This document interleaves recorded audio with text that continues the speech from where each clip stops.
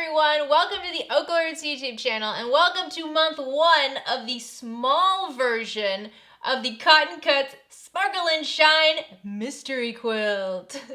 So if you followed along with my previous month 1 blog version, I made the large block. So it's for the same quilt along, but it's for the large size. At the time, I did not know that the small size actually has a completely different pattern this month. So a few of you reached out to me and you're like, what do? I got the small size. Here is your video for the small size. Following up on this in the next few months, the month for the small and the large will be in the same video. So month 2 will include one video for both sizes. So we'll be good. We'll be squared away. But I know a few of you were waiting for this. A few of you are starting your quilts for the very first time. I completely understand. I got the small pattern pieces in the mail yesterday. I am filming this today and I'm hopefully going to upload it tomorrow. So we should be good. So if you're participating in this quilt along, it's run by Cotton Cuts, and every single month they're sending you pre-cut pieces of fabric that all you have to do is sew together. They give you the pattern, they give you the fabric, sometimes they include a little goodie because hey, why not? And then you just follow the pattern, sew it together, and in the end you have a beautiful quilt. This is a fantastic way for new quilters to kind of step their foot in the water because honestly, in my opinion, my least favorite part of quilting and bag making is cutting everything out.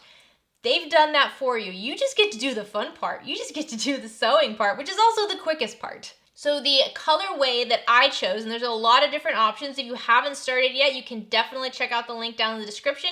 Go pick your colorway, join in whenever you're ready. The colorway I chose for the small quilt is the garnet colorway, which I just really was feeling these purples and blues and purples. If you're new to the OklaRoots YouTube channel, hi, I'm Jess. We do a lot of bag videos, a lot of quilting videos, a lot of other videos too sometimes.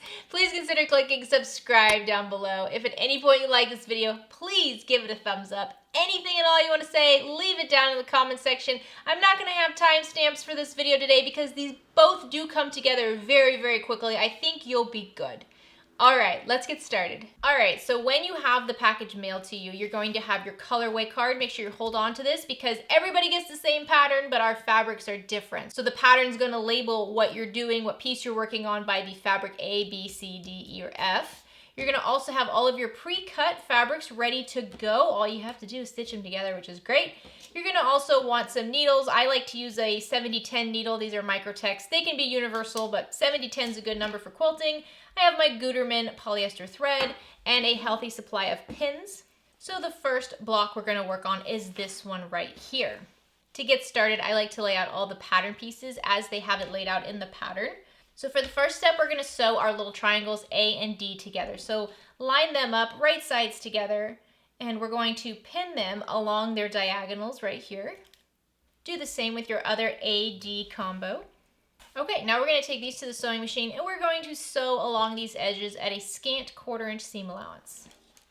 So when I'm sewing quilt blocks, I always like to start with a scrap piece of fabric. This is a leader piece of fabric, and it's just going to prevent my sewing machine from shoving this corner down into the feed dogs.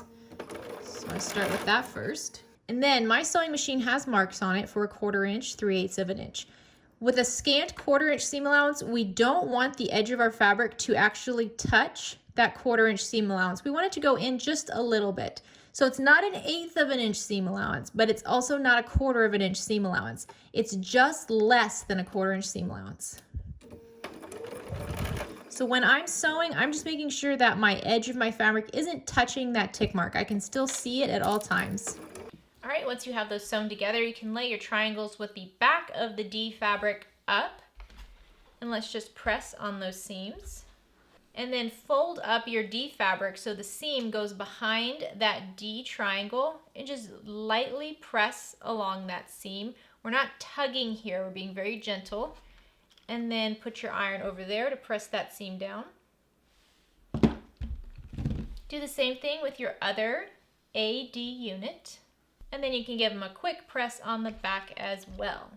So now you can just lay these back where they go. Remember, the A units are going to go down towards the center of the block. And now we're going to attach each of these AD half square triangles to our fabric A rectangle in the middle. So go ahead and lay them right sides together. It's always good to lay it out the way you want it first, so you make sure you're sewing along the right edge of the triangle. Pin that edge together. And we can do the other edge at the same time, so lay that right sides together. Okay, now let's go back to the sewing machine and sew along both of these edges at a scant 1/4 inch seam allowance. Now lay your unit with that A rectangle wrong side up, and let's just press along one edge. And then flip that rectangle over so that the seam goes behind that A rectangle. Nice and gentle, just like that. And then press along that seam. Now flip it back over and we're going to do the same thing. We also want this seam pressed behind this center rectangle.